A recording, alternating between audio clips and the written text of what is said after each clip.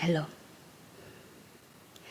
So today I've decided to make a small update. This channel is not only ASMR for my journey towards healing and towards a better life and my path, especially towards God. So today I have something to share that is a personal, but at the same time, I think it's necessary, I would say. And it's,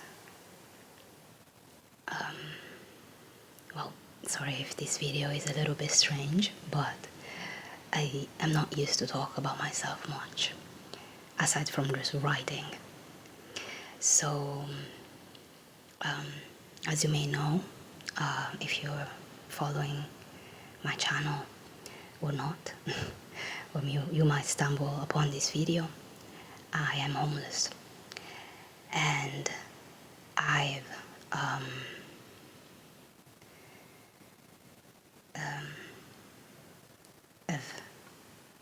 tried, or I am trying, to escape from a very violent situation which rendered me completely unstable in the sense of finances. The person that was with me was economically and verbally and physically abusive, so it would control anything that I had in my bank account and all that. So when I decided to escape, I knew that I was going to kind of let go from everything, from the bank account, from security, from everything that I've known for more than 10 years. But I realized that I was in a cage, and that I was not helped by the associations that are supposed to help people like me. And I decided to escape because it was my only chance.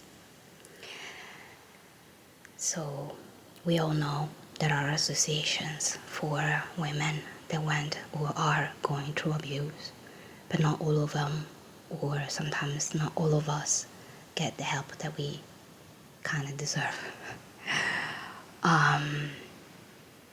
Generally, those places are not only shelters, but are also places where the women can be hidden in security, and they can rebuild, have their own little bank account, something to just put their payments and stuff in their own independency. And in some cases, you are also moved from the city and kept as as low as possible, as anonymously as possible, while you try to work and build up everything that was taken away from you, or that nobody gave you a chance to have due to the abuse. So I don't have that. I had to deal with Italy's lack of help towards those women. I was turned from CATMI, which is CADMI, CATMI, which is like Center Against Violence Towards Women or something like that in Italian, which is one of the biggest anti-violence structures, which also provide a room and a place to stay as safely as possible. I was denied because I am alone with no children, and Italy is extremely traditionalist. So, especially with the new government, the few helps that single women my age that they could access to was revoked. They were taken out because it is still a thinking.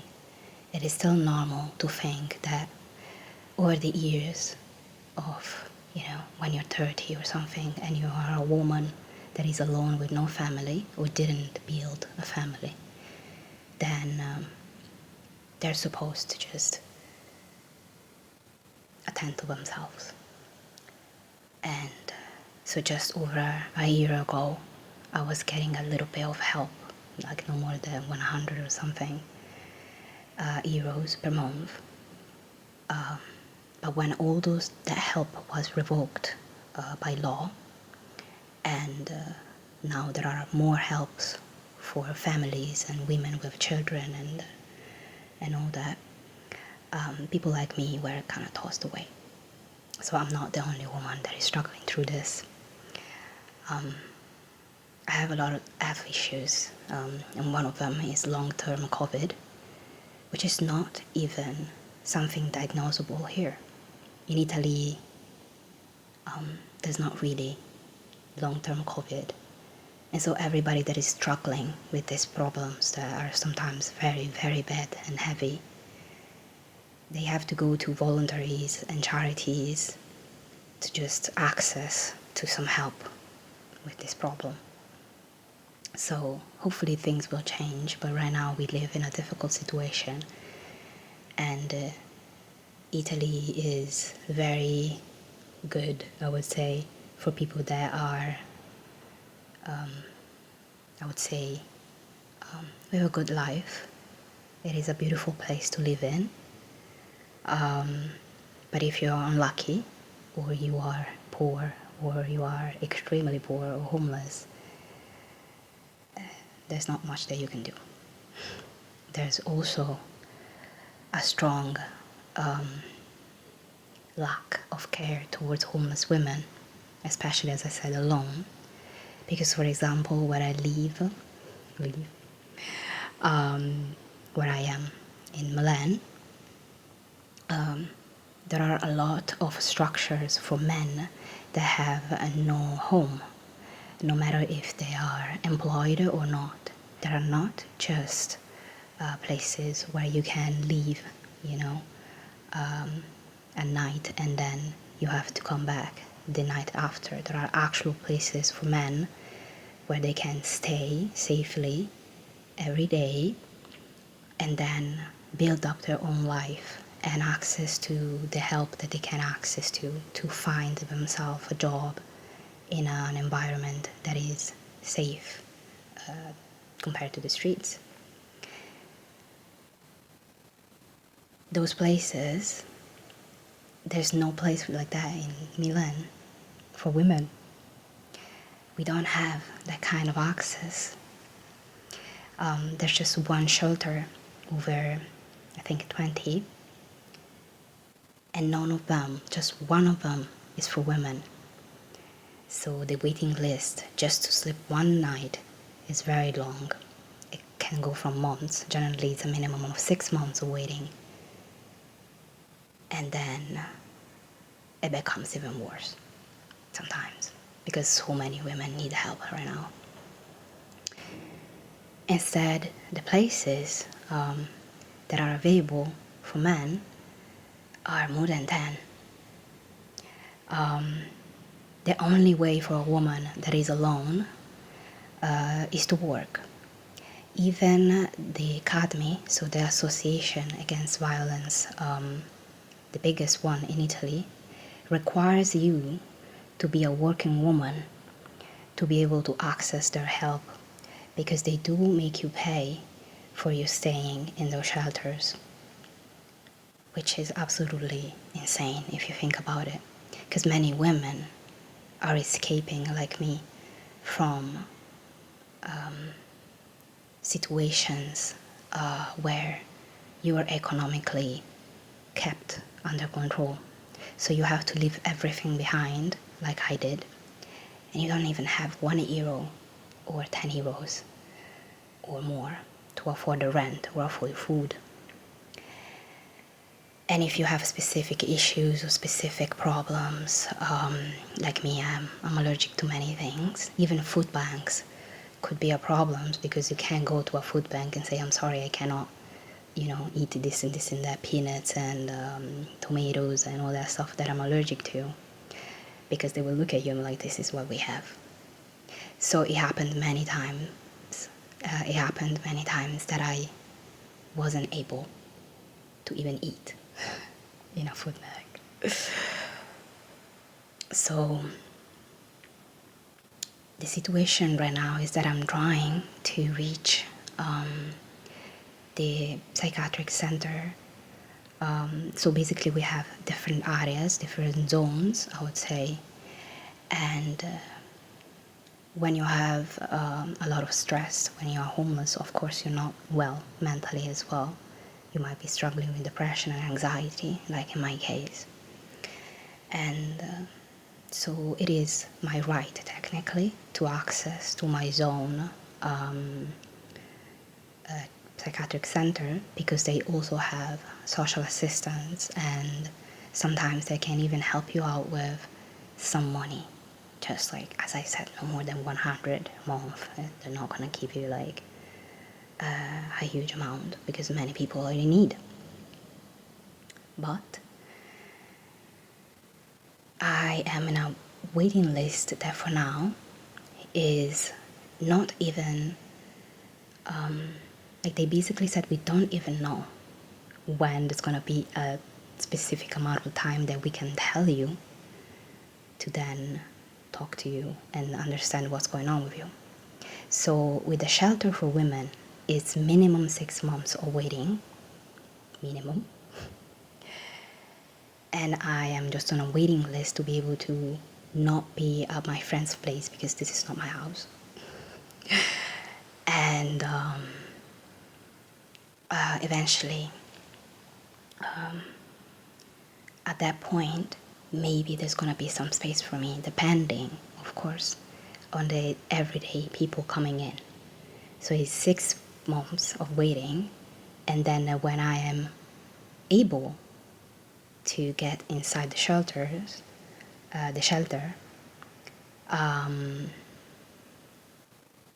I will have to sometimes give up because there's too many people and there's no space. So I have to wait 6 months, but then it's not even, a daily shelter.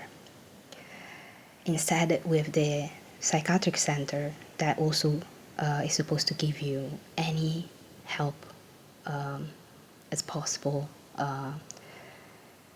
economically, mentally, if you can't afford medication in case of anxiety, or if you have worse things, like in my case I have complex PTSD, which is not a disease here. In Italy, PTSD is not recognized as invalidating issue, and in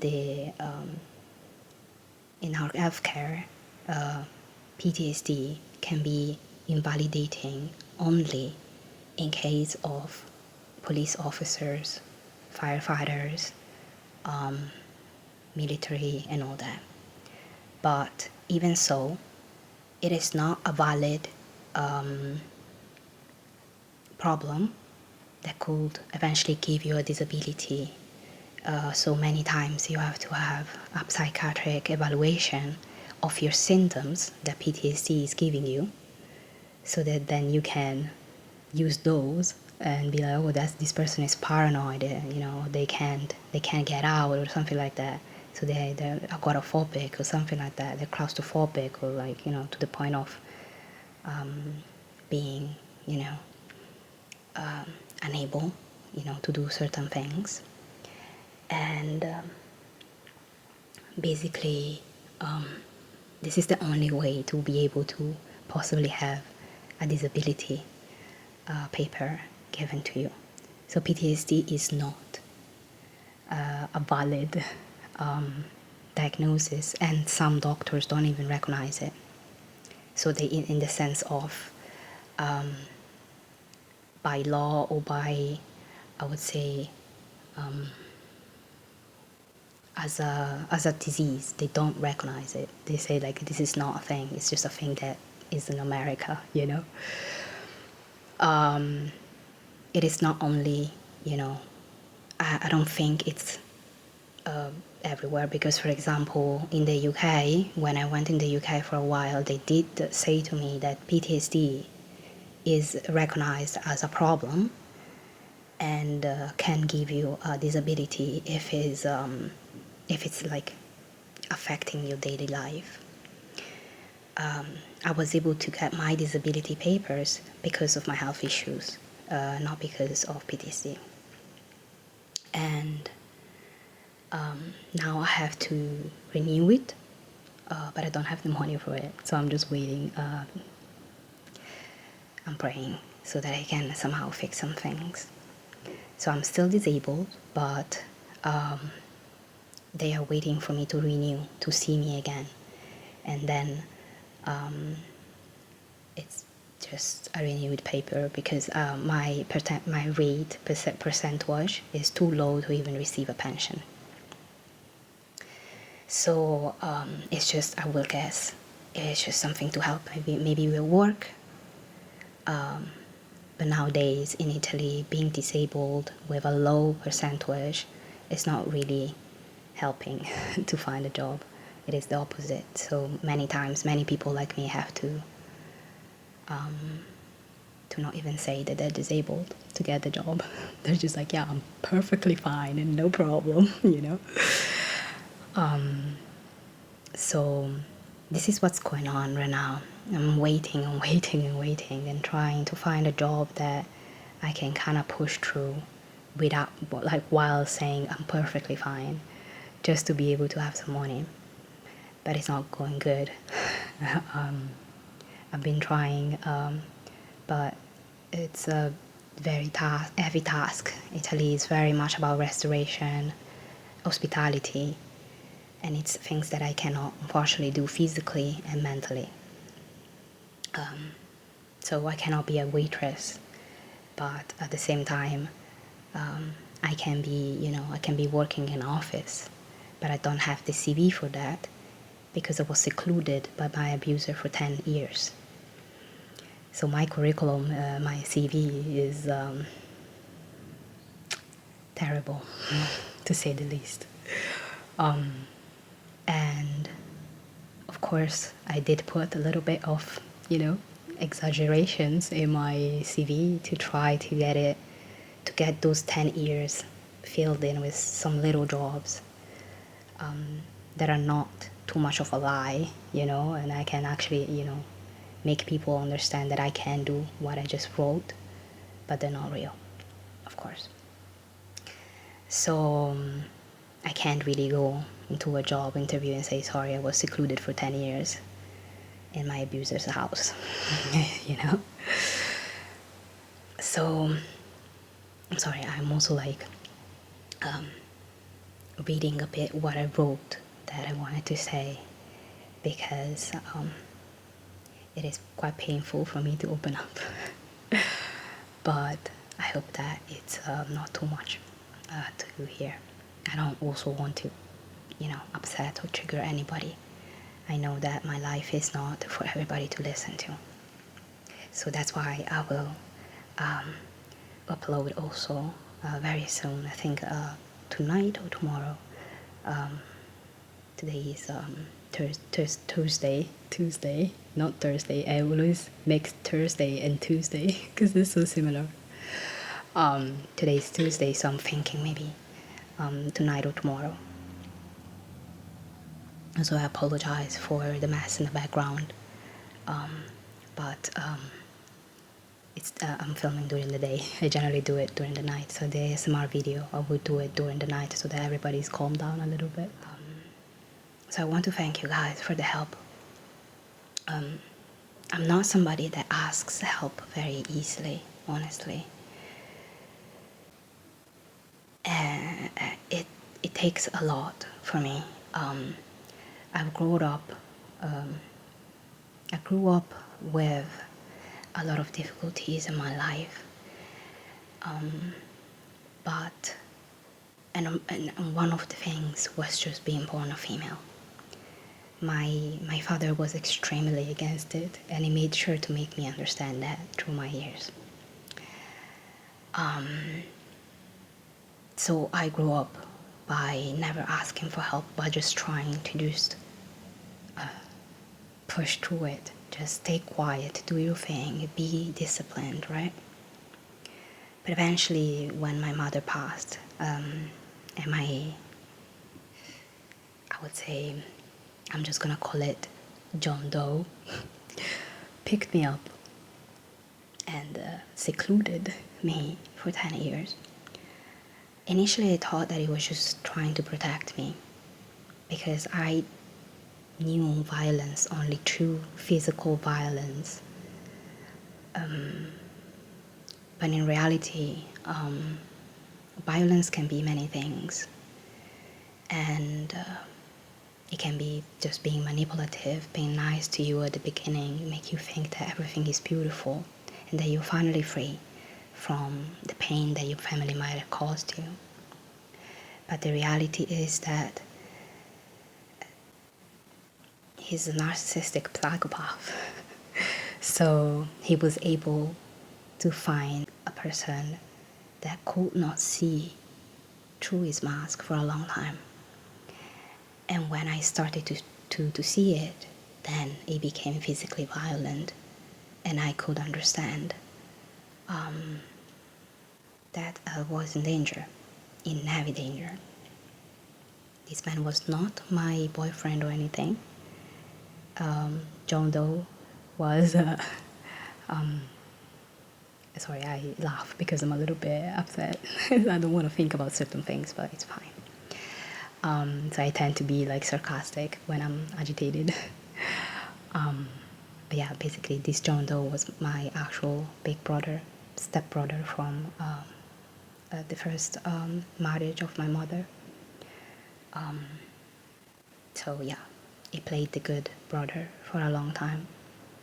But I never understood that it was stealing money from me or it was manipulating me to give him. And by the way, it was diagnosed to me in the UK. That's why I know. They diagnosed it to me because of the symptoms that I was having, and then I was like, maybe it's just me being fragile, and they're like, no, you have clearly this problem. And I made tests, blood tests and all that, and eventually it came out. So I was like, oh, okay, that's terrible. I have other issues that I'm not going to mention. It's like an infinite thing. But the main problems are there. And I'm constantly exhausted. I'm constantly sick. And when I get a sickness that it's even for children, I am blocked on the bed for like a month, you know. And I have to just pull through. So I thank God for the strength that He's giving me in this moment. But I also want to thank you because I opened this channel mainly, and it's gonna sound dark, but mainly as a, not only for my path, but also as a diary, you know, just in case something happens to me. And the previous days, I was outside because my friend couldn't take me in for a while, and my brother found me. I think he's a bit of a stalker. He has these tendencies of trying to control everything. And he found one of the spots that I try to stay outside, as away from eyes as possible. And it was pretty violent towards me, and it did hurt me. thank God, not on my face, not because they think that I'm beautiful, but because I wanted to make a video, and I want to continue to make videos. But I was like, how am I gonna hide? Like, because I used to be beaten up pretty bad, but my problem is on my chest, so perfectly hidden. But yeah, so basically, sorry I'm all over the place, but basically I want to thank you guys, because my friend told me about GoFundMe, and GoFundMe is a place where you can share about your life, and hopefully not be judged for it. And as I said, I don't ask for help easily. But when my microphone broke, some of you actually helped me way more than I expected. Like, I was just expecting no more than 20 euros if I was lucky. But you guys are very kind to me, and I was able to access to foods and to vitamins that I didn't touch for maybe a year or so. And it helps with the symptoms that I struggle immensely.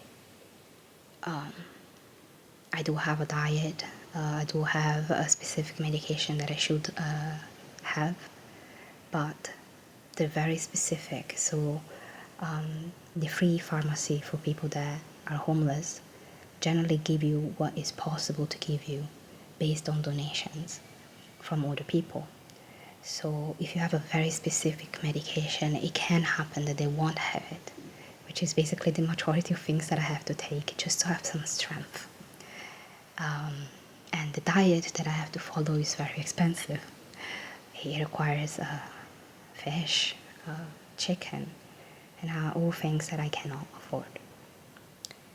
I am just eating pasta basically, or rice, or some veggies when I'm lucky. And when my friend is keeping me here, she tries to give me as much food as possible, but you don't really want to stay outside during the night with food when you're close to a community or like close to other people that are homeless. Not because not all of us are aggressive, but all of us are desperate, so you might have issues with that. So you don't want to have your phone out or anything that might trigger those people to just be like, please give it to me, like I need that. So, and therefore, all of this to say, to add actually, that if my videos did something positive for you, or are, something that you like, and if you want to see me succeed in my goal, not in the different goals that I have, I do need your support. And it's not obligatory. It is not something that you should think always, every time, I put maybe, hey, support me here, support me there. That is just me trying to advertise a bit that I'm a struggle. But you can spread the word around about me. If you're Italian and you're watching this, if you have any idea of what can I do to get out of this situation legally without anything evil that I have to go through, you can reach me on my email. But the reason why I'm making everything in English is because I do not want to reach the majority of Italians, because my brother is in the, I would say, a small part. It's not like a big name, but he is in the criminal organization, so I'm not safe. And I would like to leave this country. anonymously, silently, like I was never even here. And it's one of the good dreams that I have. So if you'd like to support me, my GoFundMe is there. I will try to give more attention to Instagram because I'm not very a social person, like social media. So I'm trying to do what I can to let you guys know what's going on in my life, so that you know that if you're helping, you know who you're helping, because I think it's important. Otherwise, everybody would just donate money to anybody that just says, oh, my life is terrible, but I have no proof.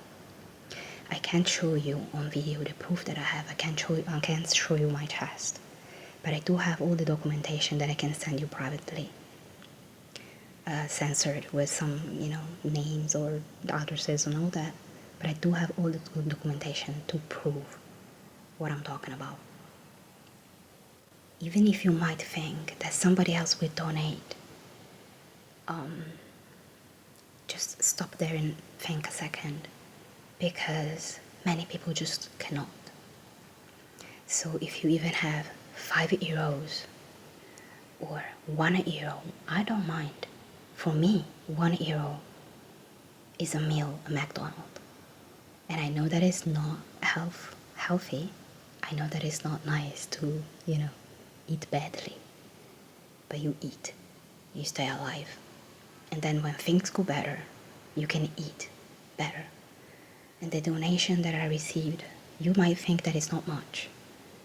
But for 2 weeks straight, I could eat how I wanted, following the diet that I had. And I felt way better.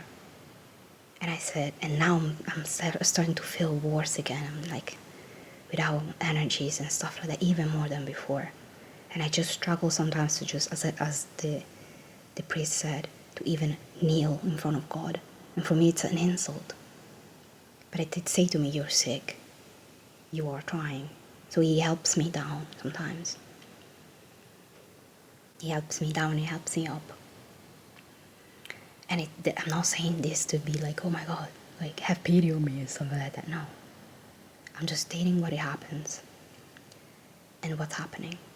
So every help, everything that you send to me, even if you want proof, of course, of what I buy, because also I did state in the past that I am struggling with alcoholism. And I am proud to say that since the last video that I did, where I did say that I slipped because I am in every, stress possible, I did not touch nothing. I am proud to say this. So if you want to talk to me through the email, or I generally don't do direct messages on Instagram, and want to know how I'm doing on that side as well, I have no problems on saying to you. And I will never use the donations if I even have a one doubt that I might be giving up to the addiction again. As I said, addiction to me is just like those men coming to me and asking me to do awful things, ungodly things, for money, for fame, for whatever. And I say no, I'd rather starve. So any donation that comes to me will always go to what's necessary and to my well-being, and never to an addiction or to people or to whatever, something stupid like, So, sorry. And of course, if you can't donate, please don't. I know what it means, like, even when I have some money, even when I have like €1 or €2 in my purse, and I watch a person in the street like me, like I was, a few months ago before I started the channel because of my friend, I want to give those money. You know, I'm just like, I know what you're going through. But don't do that if you can. If you can't do it, if it makes you even €1, even €2, €3, $3, pounds, anything, it will touch negatively your life. Don't do it. Don't. Because I don't want to hurt people because I am struggling. That is not about pride, it's about respect, towards you. Okay? But anything that you can share with me will be used for good. And that I promise on my poor mother and God. And anything that you want to know about me more, you can reach me privately, and I will try to be as straightforward as possible, and within not doxing myself. But yeah, so I hope that you will enjoy the video that I will upload later. They will be absolutely, completely ASMR. Nothing about this will be mentioned. I don't see it granted. And I will keep making videos, even if I have nothing. I will keep making videos because I have faith in God, and my path through these videos will continue. I would just probably struggle a little bit more, and I apologize if that happens. I'm trying my best here. And thank you for being, in this journey with me, even quietly. I don't mind people that don't comment or don't donate or can't. I'm just happy that you guys, like, I just sometimes open my phone and I see so many subscribers and I'm like, what? So it is not about the subs. For me it's people, For me it's people that decided to just subscribe to give me a hand because they know how YouTube works, And for me that is mind-blowing. So thank you, even, for just being a subscriber. It's not just for me, it's a lot, and yeah, that's all I have to say. It's all I have to say. It's a lot, but don't worry, I won't often upload such long videos, or I will see if I can make shorter videos of updates on Instagram. I have no idea if Instagram takes videos. I'm actually not good at it. And thank you again, and I will see you soon. Don't worry, I'm fine. If you're worried about my health, I went through way worse. And thank you for keeping me in your hearts and your prayers. And I pray for you that you are safe and you will remain safe, that nothing bad is going to happen to you. I pray for every one of you. When I'm in church, it's not for myself only, And yeah, I hope that you have a lovely at night or evening or morning or day, and I will see you soon with an actual ASMR video. God bless you.